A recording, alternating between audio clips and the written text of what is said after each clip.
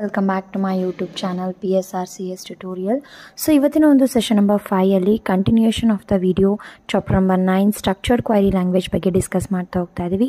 ಈ ಒಂದು ವಿಡಿಯೋದಲ್ಲಿ ನಾವು ಹೆಚ್ಚಾಗಿ ಯಾವೆಲ್ಲ ಕಾನ್ಸೆಪ್ಟ್ಸ್ಗಳನ್ನು ಕವರ್ ಮಾಡ್ತಾ ಇದೀವಿ ಅಂದರೆ data updation and data deletion and functions in SQL. Functions in SQL two types of SQLಸ್ನ ನೋಡ್ತಾ ಇದೀವಿ. ಒಂದು ಸಿಂಗಲ್ ರೋ ಫಂಕ್ಷನ್ ಮತ್ತೊಂದು multiple row functions. Let us get starts. Data manipulation language, we seen three commands. One is insert command, another one is update command, and another one is deletion command. So in the last video ನಾವು insert command ಬಗ್ಗೆ discuss ಮಾಡಿದ್ದೀವಿ already.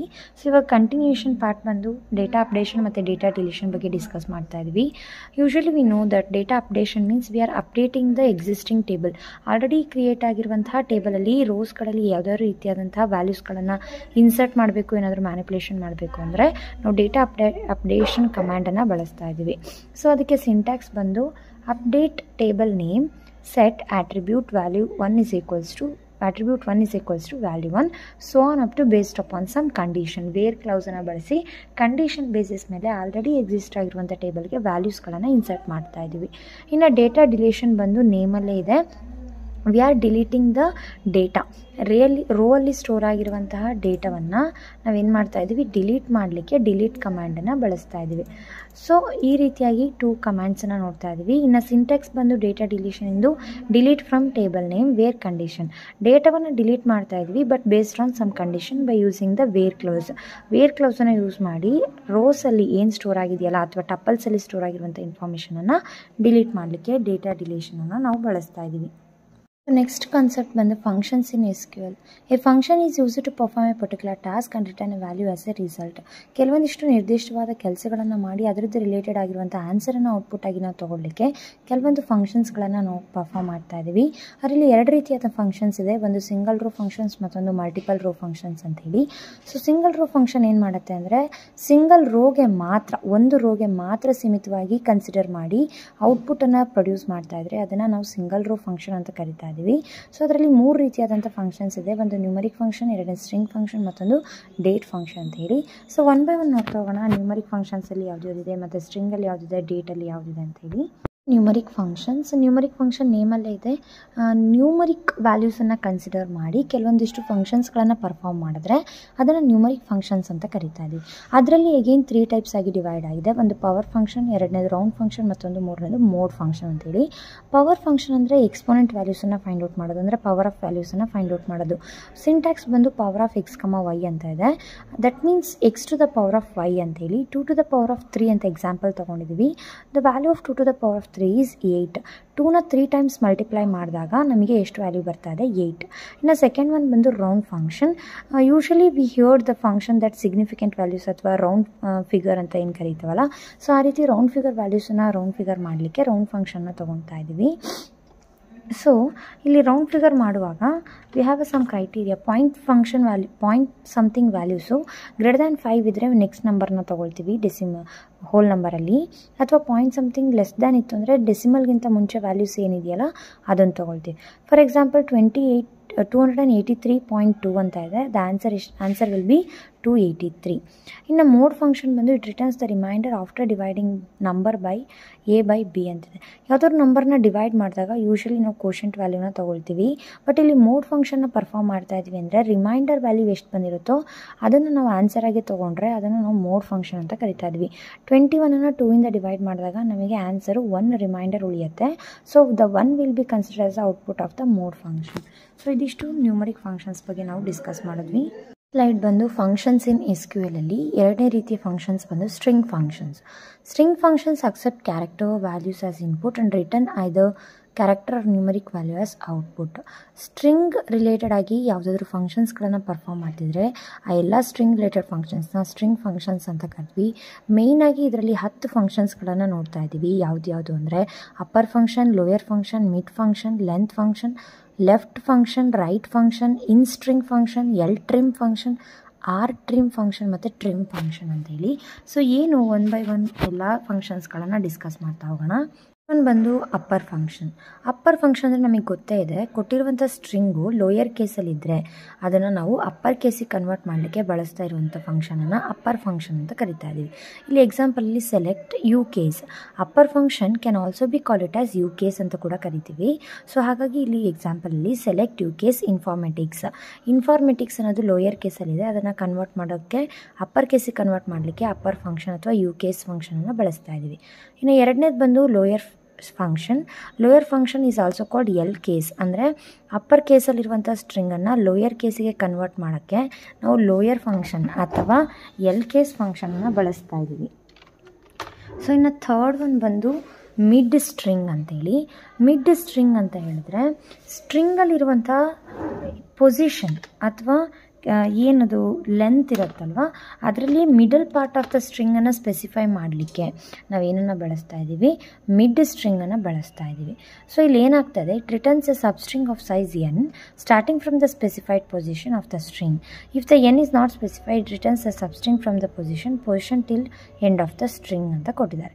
ಅಂದರೆ ಇಲ್ಲಿ mid of string position N ಅನ್ನೋದು general syntax ಆಗಿದ್ರೆ, example select mid informatics 7,3,4 ಅಂತ ಇದೆ.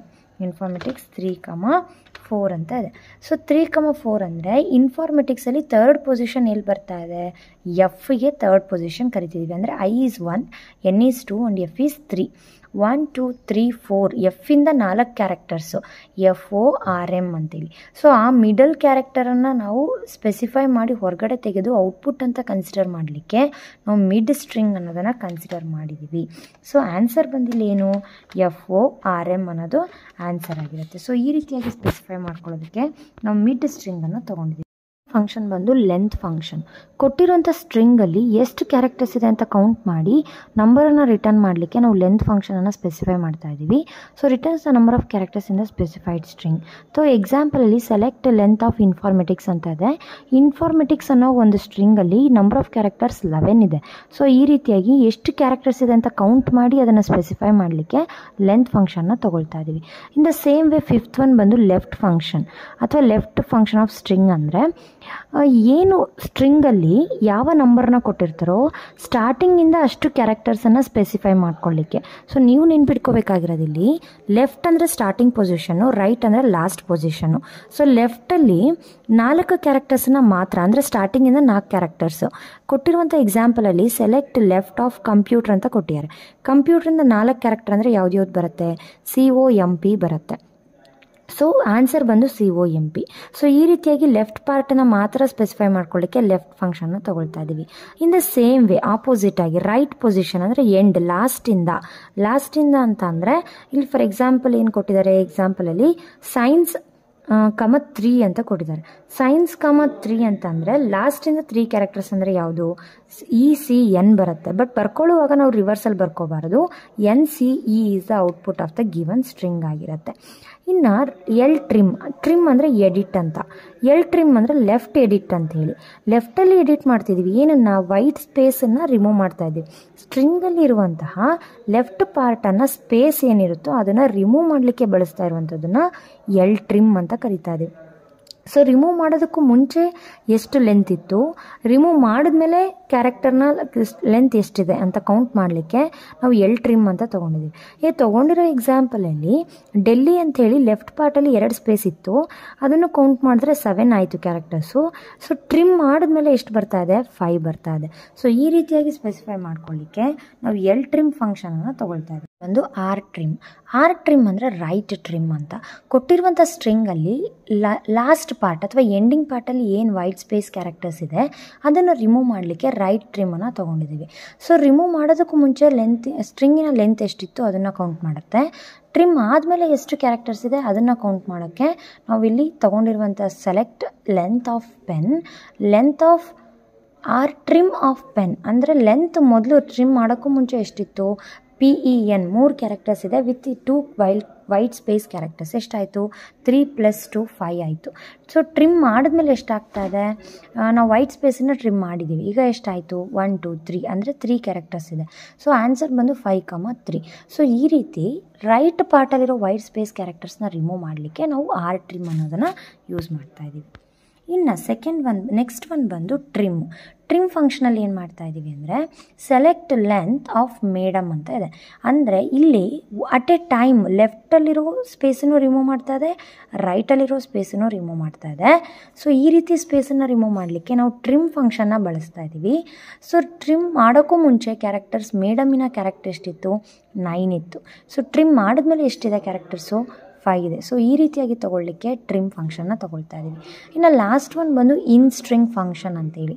ಇನ್ string function ಅಂದರೆ ಸ್ಟ್ರಿಂಗಲ್ಲಿರುವಂಥ middle part of the string ಅಥವಾ ಸಬ್ ಸ್ಟ್ರಿಂಗ್ ಅಂತ ಏನು ಕರಿತೀವಿ ಅದನ್ನು ಬರೀಲಿಕ್ಕೆ ಅಥವಾ ಯಾವ ಪೊಸಿಷನಲ್ಲಿದೆ ಅಂತ ಐಡೆಂಟಿಫೈ ಮಾಡಲಿಕ್ಕೆ ಇನ್ ಸ್ಟ್ರಿಂಗ್ ಅಂತ ಕರಿತಾ ಇದೆ.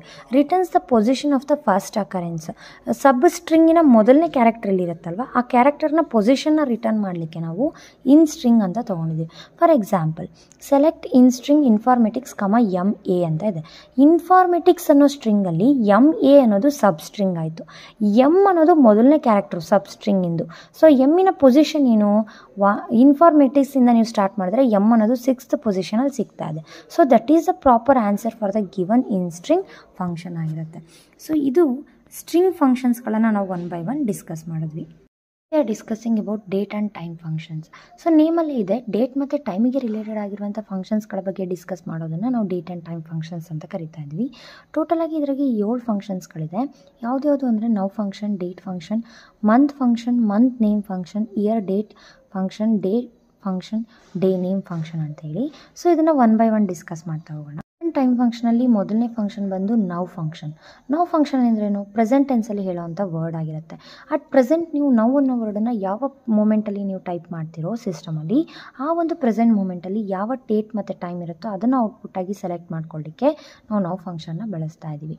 ಇನ್ನು ಡೇಟ್ ಫಂಕ್ಷನ್ ಬಂದು ನೀವು ಬರೆದಿರುವಂತಹ ಡೇಟ್ ಇಲ್ಲಿ ಏನು ಕೊಟ್ಟಿದ್ದಾರೆ ಅಂದರೆ, ನೀವು ಯಾವ ಡೇಟ್ ಕೊಟ್ಟಿರ್ತೀರೋ ಅದರಲ್ಲಿ ಡೇಟನ್ನು ರಿಟರ್ನ್ ಮಾಡಲಿಕ್ಕೂ ಕೂಡ ಡೇಟ್ ಫಂಕ್ಷನ್ನ ತೊಗೋಬೋದು. ಅಥವಾ ಇಲ್ಲಿ ಏನು ಮಾಡಿದ್ದಾರೆ ಅಂದರೆ select date of now function ಅಂದರೆ ನೀವು ಸೆಲೆಕ್ಟ್ ಮಾಡ್ತಾ ಇದ್ದೀವಿ ಅಟ್ ಪ್ರೆಸೆಂಟ್ ಮೂಮೆಂಟಲ್ಲಿ ಯಾವ ಡೇಟ್ ಇರುತ್ತೋ ಅದನ್ನು ಮಾತ್ರ, ನಮಗೆ ಟೈಮ್ ಬೇಡ. ಯಾಕಂದರೆ ನೌ ಫಂಕ್ಷನ್ ಅಂತ ಕೊಟ್ಟಾಗ ಡೇಟು ಕೊಡ್ತಾ ಇದೆ ಮತ್ತು ಟೈಮು ಕೊಡ್ತಾ ಇದೆ. ಆದರೆ ಡೇಟ್ ಮಾತ್ರ ಬೇಕು ಅಂದಾಗ ನಾವು ಯಾವ ರೀತಿ ಸಿಂಟ್ಯಾಕ್ಸನ್ನು ಬರ್ಕೊಳ್ತಾ ಇದ್ದೀವಿ, select date of now function ಈ ರೀತಿಯಾದ ಬರ್ಕೊಂಡಾಗ ನಮಗೆ ಅಟ್ ಪ್ರೆಸೆಂಟ್ ಮೂಮೆಂಟಲ್ಲಿ ಯಾವ ಡೇಟ್ ಇರುತ್ತೋ ಅದು ಮಾತ್ರ ರಿಟರ್ನ್ ಆಗ್ತಾ ಇದೆ. ಇನ್ನು ಮಂತ್ ಡೇಟ್ ಅಂತ ಬಂದರೆ ನೀವು ಡೇಟ್ ಅಟ್ ಪ್ರೆಸೆಂಟ್ ಮೂಮೆಂಟಲ್ಲಿ ಡೇಟ್ ಯಾವುದಿರುತ್ತೋ ಆ ಡೇಟಿನ ಮಂತ್ ಯಾವುದು ಅಂತ ರಿಟರ್ನ್ ಮಾಡ್ಕೊಳ್ಳಿಕ್ಕೆ ನಾವು ಮಂತ್ ಆಫ್ ಡೇಟ್ ಅನ್ನೋ ಒಂದು ಫಂಕ್ಷನ್ನ ಬಳಸ್ತಾ ಇದ್ದೀವಿ. ಅಥವಾ ನೌ ಫಂಕ್ಷನ್ನ ನೀವು ಯಾವುದೋ ಒಂದು ಡೇಟ್ ಕೊಡ್ತಾ ಇದ್ದೀರಾ, ಆ ಡೇಟಲ್ಲಿ ಇರುವಂಥ ಮಂತನ್ನು ರಿಟರ್ನ್ ಮಾಡಬೇಕು ಅಂದಾಗಲೂ ಕೂಡ ಮಂತ್ ಆಫ್ ಡೇಟ್ ಫಂಕ್ಷನ್ನ ಬಳಸ್ತಾ ಇದ್ದೀವಿ. ಬಂದು ಮಂತ್ ನೇಮ್ ಫಂಕ್ಷನ್ ಅಂತೇಳಿ. ಸೊ ಈ ಒಂದು ಫಂಕ್ಷನ್ನ ಏನಕ್ಕೆ ಬಳಸ್ತೀವಿ ಅಂದರೆ ಕೊಟ್ಟಿರುವಂಥ ಡೇಟಲ್ಲಿ ಮಂತಿನ ನೇಮನ್ನು ಔಟ್ಪುಟ್ಟಾಗಿ ರಿಟರ್ನ್ ಮಾಡಲಿಕ್ಕೆ ನಾವು ಮಂತ್ ನೇಮ್ ಫಂಕ್ಷನ್ನ ಬಳಸ್ತಾ ಇದ್ದೀವಿ. For example select month name 2025 11/28 ಅಂತ ಇದೆ. 2025 ಅನ್ನೋದು ಇಯರ್ ಆಯಿತು, 11 ಅನ್ನೋದು ಮಂತ್ ಆಯಿತು, 28 ಅನ್ನೋದು ಡೇಟ್ ಆಯಿತು. ಹಾಗಾದರೆ 11 ಅನ್ನೋದು ಡೇಟ್ ನಂಬರಲ್ಲಿ ಮಂತನ್ನು ಸ್ಪೆಸಿಫೈ ಮಾಡಿದ್ದೀವಿ. ಅದರ ಮಂತಿನ ನೇಮ್ ಏನು, ನವೆಂಬರ್. ಸೊ ಇದನ್ನು ಔಟ್ಪುಟ್ಟಾಗಿ ರಿಟರ್ನ್ ಮಾಡಲಿಕ್ಕೆ ನಾವು ಮಂತ್ ನೇಮ್ ಫಂಕ್ಷನ್ನ ತೊಗೊಳ್ತಾ ಇದ್ದೀವಿ. ಇನ್ನು 5th ಒನ್ ಬಂದು ಇಯರ್ ಫಂಕ್ಷನ್ ಅಂತ ಹೇಳಿ. ಕೊಟ್ಟಿರುವಂಥ ಡೇಟಲ್ಲಿ ಇಯರನ್ನು ಔಟ್ಪುಟ್ ಆಗಿ ಸ್ಪೆಸಿಫೈ ಮಾಡಲಿಕ್ಕೆ. Example select year 2003 10/3. ಸೊ ಕೊಟ್ಟಿರುವಂಥ ಡೇಟಲ್ಲಿ 2003 ಅನ್ನೋದು ಇಯರು. ಸೊ ಅದನ್ನು ಔಟ್ಪುಟ್ ಆಗಿ ರಿಟರ್ನ್ ಮಾಡಲಿಕ್ಕೆ ಇಯರ್ ಫಂಕ್ಷನ್ನ ತೊಗೊಂಡಿದ್ದೀವಿ. ಇನ್ನು ಡೇ ಫಂಕ್ಷನಲ್ಲಿ ಕೊಟ್ಟಿರುವಂಥ ಡೇಟಲ್ಲಿ ಡೇ ಯಾವುದು, ಸೊ ಅದು ಪ್ರೆಸೆಂಟಿನ ಡೇಟಲ್ಲಿರುವಂಥದ್ದನ್ನು ರಿಟರ್ನ್ ಮಾಡಲಿಕ್ಕೆ. ಎಕ್ಸಾಂಪಲ್ 2003 3/24 ಅಂತ ಇದೆ. ಸೊ ಇದರಲ್ಲಿ 24 ಅನ್ನೋದು ಡೇ. ಸೊ ಅದನ್ನು ಔಟ್ಪುಟ್ಟಾಗಿ ರಿಟರ್ನ್ ಮಾಡಲಿಕ್ಕೆ ಡೇ ಫಂಕ್ಷನ್ನ ಬಳಸ್ತಾ ಇದ್ದೀವಿ. ಇನ್ನು ಡೇ ನೇಮ್. ಸೊ ನಾವು ಮಂತ್ ನಂಬರ್ನ ಹೇಗೆ ನೇಮಿಗೆ ಕನ್ವರ್ಟ್ ಮಾಡಿದ್ವೋ ಮಂತ್ ನೇಮನ್ನು ತೊಗೊಂಡು, ಅದೇ ರೀತಿ ಡೇ ನೇಮಿಗೆ ಕನ್ವರ್ಟ್ ಮಾಡಲಿಕ್ಕೆ ಅಂದರೆ ಸೆಲೆಕ್ಟ್ ಡೇ ನೇಮ್ 2025 9/8. ಸೊ 8 ಅನ್ನೋದು ಡೇ. ಆ ಡೇಯಲ್ಲಿ ಯಾವ ಡೇ ಅದು, ಫಾರ್ ಎಕ್ಸಾಂಪಲ್ ಮಂಡೇನಾ, ಟ್ಯೂಸ್ಡೇನಾ, ವೆಡ್ನೆಸ್ಡೇನಾ, ಈ ರಿಟರ್ನ್ ಮಾಡಿ ನಾವು ಡೇ ನೇಮ್ ಫಂಕ್ಷನ್ನ ತೊಗೊಳ್ತಾ ಇದ್ದೀವಿ. 2025 9/8 ಅನ್ನೋದು ಮಂಡೇ ಬರ್ತಾ ಇದೆ. ಸೊ ಅದನ್ನು ಔಟ್ಪುಟ್ಟಾಗಿ ರಿಟರ್ನ್ ಮಾಡಲಿಕ್ಕೆ ಮಂತ್ ನೇಮನ್ನು ತೊಗೊಳ್ತಾ ಇದ್ದೀವಿ. ನಾವು ಸಿಂಗಲ್ ರೋ ಫಂಕ್ಷನ್ಸನ್ನು ನೋಡಿದ್ವಿ. ಇನ್ನು ಮಲ್ಟಿಪಲ್ ರೋ ಫಂಕ್ಷನ್ಸ್ ಬಗ್ಗೆ ಡಿಸ್ಕಸ್ ಮಾಡೋದಾದರೆ, ಈ ಮಲ್ಟಿಪಲ್ ರೋ ಫಂಕ್ಷನ್ಸನ್ನು ಡಿಸ್ಕಸ್ ಮಾಡೋದಕ್ಕೂ ಮೊದಲು ಮಲ್ಟಿಪಲ್ ರೋ ಫಂಕ್ಷನ್ಸಲ್ಲಿ ಯಾವುದ್ಯಾವುದಿದೆ, ಟೋಟಲಾಗಿ 6 ಫಂಕ್ಷನ್ಸ್ ಇದೆ. ಸೊ 6 ಫಂಕ್ಷನ್ಸಲ್ಲಿ ಯಾವ್ದ್ಯಾವುದು, max function, minimum function, average function, sum function, count of star function ಮತ್ತು ಕೌಂಟ್ ಆಫ್ ಕಾಲಮ್ ಫಂಕ್ಷನ್ ಅಂತೇಳಿ. ಸೊ ಅದನ್ನು ಒನ್ ಬೈ ಒನ್ ಡಿಸ್ಕಸ್ ಮಾಡ್ತಾ ಹೋಗೋಣ. ಒನ್ ಬೈ ಒನ್ ಡಿಸ್ಕಸ್ ಮಾಡೋಕ್ಕೂ ಮೊದಲು ನಾವು ಒಂದು ಎಕ್ಸಾಂಪಲ್ ಟೇಬಲ್ನ ಕನ್ಸಿಡರ್ ಮಾಡಬೇಕು. ಯಾವುದಿದು ಎಕ್ಸಾಂಪಲ್ ಟೇಬಲ್ ಅಂತ ಅಂದರೆ ಟೇಬಲ್ ಇನ್ವೆಂಟರಿ. ಸೊ ಟೇಬಲ್ ಇನ್ವೆಂಟರಿಯಲ್ಲಿ ನಾವು ಕಾರ್ ಐ ಡಿ ಆಗಿರ್ಬೋದು, ಕಾರ್ ನೇಮ್ ಆಗಿರ್ಬೋದು, ಪ್ರೈಸ್ ಆಗಿರ್ಬೋದು, ಮಾಡೆಲ್ ಆಗಿರ್ಬೋದು ಮತ್ತು ಫ್ಯೂಯಲ್ ಟೈಪ್. ಸೊ ಇದಿಷ್ಟು ಆಟ್ರಿಬ್ಯೂಟ್ಸ್ಗಳನ್ನು ನಾವು ಕನ್ಸಿಡರ್ ಮಾಡಿ ಇನ್ಫಾರ್ಮೇಷನ್ನ ಫಿಲಪ್ ಮಾಡಿದ್ದೀವಿ. ಈ ಒಂದು ಟೇಬಲನ್ನು ಕನ್ಸಿಡರ್ ಮಾಡಿ ನಾವೇನು ಮಾಡ್ತಿದ್ದೀವಿ, ಮಲ್ಟಿಪಲ್ ರೋ ಫಂಕ್ಷನ್ಸನ್ನು ಎಕ್ಸ್ಪ್ಲೈನ್ ಮಾಡ್ತಾ ಇದ್ದೀವಿ. ಸೊ ಫಸ್ಟ್ ಒಂದು ಮ್ಯಾಕ್ಸ್ ಆಫ್ ಫಂಕ್ಷನ್ ಅಂತೇಳಿ. ಮ್ಯಾಕ್ಸ್ ಅಂದರೆ ಮ್ಯಾಕ್ಸಿಮಮ್ ವ್ಯಾಲ್ಯೂ. ಸೊ ಕೊಟ್ಟಿರುವಂಥ ಯಾವುದೋ ಒಂದು ಕಾಲಮಲ್ಲಿ ಮ್ಯಾಕ್ಸಿಮಮ್ ವ್ಯಾಲ್ಯೂನ ಫೈಂಡ್ ಔಟ್ ಮಾಡಲಿಕ್ಕೆ ಮ್ಯಾಕ್ಸ್ ಫಂಕ್ಷನ್ನ ಬಳಸ್ತಾ ಇದ್ದೀವಿ. ಫಾರ್ ಎಕ್ಸಾಂಪಲ್ ಪ್ರೈಸಲ್ಲಿ ಈ ಕಾರಿನ ಪ್ರೈಸ್ ಅನ್ನೋದು ಒಂದು ಆಟ್ರಿಬ್ಯೂಟ್ ಇದೆ. ಅದರಲ್ಲಿ ಹೈಯೆಸ್ಟ್ ಪ್ರೈಸನ್ನು ಫೈಂಡ್ ಔಟ್ ಮಾಡಬೇಕು ಅಂದರೆ ನಾವು ಮ್ಯಾಕ್ಸ್ ಫಂಕ್ಷನ್ನ ಬಳಸ್ತಾ ಇದ್ದೀವಿ. Select max of price from inventory. Inventory is the name of the table. Inventory ಟೇಬಲಲ್ಲಿ ಪ್ರೈಸ್ ಅಂತ ಕಾಲಮ್ ಇದೆಯಲ್ಲ, ಅದರಲ್ಲಿ ಹೈಯೆಸ್ಟ್ ಪ್ರೈಸ್ ಯಾವುದು ಅಂತ ಸ್ಪೆಸಿಫೈ ಮಾಡ್ಕೊಳ್ಳಿಕ್ಕೆ ಮ್ಯಾಕ್ಸ್ ಫಂಕ್ಷನ್ನ ಬಳಸ್ತಾ ಇದ್ದೀವಿ. ಇನ್ನು ಅದೇ ರೀತಿ minimum function. Max function highest ವ್ಯಾಲ್ಯೂನ ರಿಟರ್ನ್ ಮಾಡಿದ್ರೆ ಮಿನಿಮಮ್ ಫಂಕ್ಷನ್ ಲೋಯೆಸ್ಟ್ ವ್ಯಾಲ್ಯೂನ ರಿಟರ್ನ್ ಮಾಡ್ತಿದೆ. Select minimum of price from inventory. Inventory ಟೇಬಲಲ್ಲಿ ಪ್ರೈಸ್ ಅನ್ನೋ ಕಾಲಮಲ್ಲಿ ಇರುವಂತಹ ಲೋಯೆಸ್ಟ್ ಪ್ರೈಸನ್ನು ರಿಟರ್ನ್ ಮಾಡಲಿಕ್ಕೆ select minimum of price from inventory ಅಂತ ಬರ್ಕೊಂಡಿದ್ದೀವಿ. ಇನ್ನು ಆ್ಯಾವ್ರೇಜ್. ಆ್ಯಾವ್ರೇಜ್ ಅಂದರೆ ಗೊತ್ತೇ ಇದೆ. ಕೊಟ್ಟಿರುವಂಥ ವ್ಯಾಲ್ಯೂಸಲ್ಲಿ ಆ್ಯಾವ್ರೇಜನ್ನು ತೆಗಿಬೇಕು ಅಂತ ಅಂದಾಗ ಆ್ಯಾವ್ರೇಜ್ ಫಂಕ್ಷನ್ನ ತೊಗೋತಾ ಇದ್ದೀವಿ. Select average of price. ಪ್ರೈಸನ್ನು ಆ್ಯಾವ್ರೇಜ್ ಮಾಡಬೇಕು ಅಂದರೆ ಟೋಟಲ್ ಎಲ್ಲದನ್ನು ಡಿವೈಡ್ ಮಾಡಿ ಎಷ್ಟು ನಂಬರ್ ಆಫ್ ಕಾರ್ಸ್ ಇದೆಯೋ ಅದನ್ನು ಅಷ್ಟರಿಂದ ಡಿವೈಡ್ ಮಾಡಿದಾಗ ನಮಗೆ ಆ್ಯಾವ್ರೇಜ್ ಸಿಗ್ತಾ ಇದೆ. ಸೊ ಆ ರೀತಿ ಆ್ಯಾವ್ರೇಜನ್ನು ಫೈಂಡ್ ಔಟ್ ಮಾಡಬೇಕು ಅಂದಾಗ ಆ್ಯಾವ್ರೇಜ್ ಫಂಕ್ಷನ್ನ ನಾವು ಬಳಸ್ತಾ ಇದ್ದೀವಿ. So next function. Sum function ಅಂದರೆ ಗೊತ್ತೇ ಇದೆ, ಅಡಿಷನ್. ಅಡಿಷನ್ ಮಾಡಲಿಕ್ಕೆ ಯಾವ ಒಂದು ಕಾಲಮಲ್ಲಿರುವಂಥ ವ್ಯಾಲ್ಯೂಸನ್ನು ಆ್ಯಡ್ ಮಾಡಲಿಕ್ಕೆ ನಾವು ಸಮ್ ಫಂಕ್ಷನ್ನ ಬಳಸ್ತಾ ಇದ್ದೀವಿ. Select sum of price from inventory. ಪ್ರೈಸನ್ನು ಆಟ್ರಿಬ್ಯೂಟಲ್ಲಿರುವಂತಹ ಎಲ್ಲ ವ್ಯಾಲ್ಯೂಸನ್ನು ಆ್ಯಡ್ ಮಾಡಬೇಕು ಅಂದಾಗ ಸಮ್ ಫಂಕ್ಷನ್ನ ತೊಗೊಳ್ತಾ ಇದ್ದೀವಿ. ಇನ್ನು ಕೌಂಟ್ ಸ್ಟಾರ್. ಸ್ಟಾರ್ ಅಂದರೆ ನಮಗೆ ಗೊತ್ತೇ ಇದೆ, ಆಲ್ ಅಂದರೆ ಎವ್ರಿಥಿಂಗ್. ಕೌಂಟ್ ಮಾಡ್ತಾ ಇದ್ದೀವಿ, ನಂಬರ್ ಆಫ್ ರೋಸ್ ಎಷ್ಟಿದೆ ಅಥವಾ ನಂಬರ್ ಆಫ್ ವ್ಯಾಲ್ಯೂಸ್ ಎಷ್ಟಿದೆ ಇನ್ವೆಂಟರಿ ಟೇಬಲಲ್ಲಿ, ಈ ರೀತಿಯಾಗಿ ಕೌಂಟ್ ಮಾಡಲಿಕ್ಕೆ ಕೌಂಟ್ ಆಫ್ ಸ್ಟಾರನ್ನು ತೊಗೊಳ್ತಾ ಇದ್ದೀವಿ. ಇನ್ನು ಕೌಂಟ್ ಆಫ್ ಕಾಲಮ್ ಬಂದು ಪರ್ಟಿಕ್ಯುಲರ್ ಯಾವುದೋ ಒಂದು ಕಾಲಮನ್ನು ಮಾತ್ರ, ಕಾಲಮಲ್ಲಿರುವಂಥ ವ್ಯಾಲ್ಯೂಸನ್ನು ಮಾತ್ರ ಕೌಂಟ್ ಮಾಡಬೇಕು ಅನ್ನೋ ಸಿಚುವೇಷನಲ್ಲಿ ಕೌಂಟ್ ಆಫ್ ಕಾಲಮನ್ನು ತೊಗೊಳ್ತಾ ಇದ್ದೀವಿ. ಏನು ವ್ಯತ್ಯಾಸ ಕೌಂಟ್ ಆಫ್ ಸ್ಟಾರ್ಗೂ ಮತ್ತು ಕೌಂಟ್ ಆಫ್ ಕಾಲಮಿಗೂ ಅಂತ ಅಂದರೆ, ಕೌಂಟ್ ಆಫ್ ಸ್ಟಾರಲ್ಲಿ ನಲ್ ವ್ಯಾಲ್ಯೂಸ್ ಇದ್ರೂ ಕೂಡ ಕೌಂಟ್ ಆಗುತ್ತೆ ಆ ರೋ. ಬಟ್ ಕೌಂಟ್ ಆಫ್ ಕಾಲಮಲ್ಲಿ ಪರ್ಟಿಕ್ಯುಲರ್ ಕಾಲಮಲ್ಲಿ ಯಾವುದಾದ್ರು ನಲ್ ಅಂತ ಸ್ಪೆಸಿಫೈ ಆಗಿದ್ರೆ ಅದನ್ನು ನಾವು ಕೌಂಟ್ ಮಾಡಲ್ಲ. ಸೊ ಅದು that is a major difference between count of star and the count of column ಆಗಿರುತ್ತೆ. ಕೌಂಟ್ ಆಫ್ ಕಾಲಮನ್ನು ಹೇಗೆ ಬರ್ಕೊಳ್ತಾ ಇದ್ದೀವಿ, select count of fuel type from inventory. Fuel type of ಇರುವಂಥ ಆಟ್ರಿಬ್ಯೂಟಲ್ಲಿ ನಂಬರ್ ಆಫ್ ರೋಸ್ ಎಷ್ಟಿದೆ, total ಆಗಿಲಿ 3+2=5 columns ಇದೆ, 3+2=5 rose ಇದೆ. ಅಲ್ಲಿ ಯಾವುದಾದ್ರೂ ಒಂದು ನಲ್ ಅಂತ ಸ್ಪೆಸಿಫೈ ಆಗಿದ್ರೂ ಕೂಡ ನಮಗೆ ಎಷ್ಟು ಸಿಗ್ತಾ ಇದ್ದು, 4 ಸಿಗ್ತಾ ಇದ್ದು. ನಂಬರ್ ಆಫ್ ರೋಸ್ ಇರೋದು 5, ಬಟ್ ನಲ್ ವ್ಯಾಲ್ಯೂಸ್ ಎಷ್ಟಿದೆ ಅದನ್ನು ಮೈನಸ್ ಮಾಡಿ ನಾವು ಕೌಂಟ್ ಮಾಡಬೇಕಾಗತ್ತೆ ಯಾವುದರಲ್ಲಿ, ಕೌಂಟ್ ಆಫ್ ಕಾಲಮ್ ಫಂಕ್ಷನಲ್ಲಿ. ಸೊ ಇದಿಷ್ಟಾಗಿತ್ತು ಮಲ್ಟಿಪಲ್ ರೋ ಫಂಕ್ಷನ್ಸ್ ಬಗ್ಗೆ ನಾವು ಡಿಸ್ಕಸ್ ಮಾಡಿದ್ದು. ಸೊ ಫಂಕ್ಷನ್ಸಲ್ಲಿ 2 ರೀತಿ ನೋಡಿದ್ವಿ, ಒಂದು ಸಿಂಗಲ್ ರೋ ಫಂಕ್ಷನ್ ಮತ್ತೊಂದು multiple row function. Session number 5 structured query language. I hope ಎಲ್ರಿಗೂ ಯೂಸ್ಫುಲ್ ಆಗ್ತಾ ಇದೆ, ಹೆಲ್ಪ್ಫುಲ್ ಆಗ್ತಾ ಇದೆ ಮತ್ತು ಅರ್ಥ ಆಗ್ತಾ ಇದೆ ಅಂತ ಭಾವಿಸ್ತಾ, ಯಾರೆಲ್ಲ ನನ್ನ ವೀಡಿಯೋನ ನೋಡ್ತಾ ಇದ್ದೀರಾ ದಯವಿಟ್ಟು ಸಬ್ಸ್ಕ್ರೈಬ್ ಮಾಡಿ ಮತ್ತು ಲೈಕ್ ಮಾಡಿ, ಕಮೆಂಟ್ ಮಾಡಿ, ಶೇರ್ ಮಾಡಿ ಅಂತ ಹೇಳ್ತಾ ಥ್ಯಾಂಕ್ಸ್ ಫಾರ್ ವಾಚಿಂಗ್.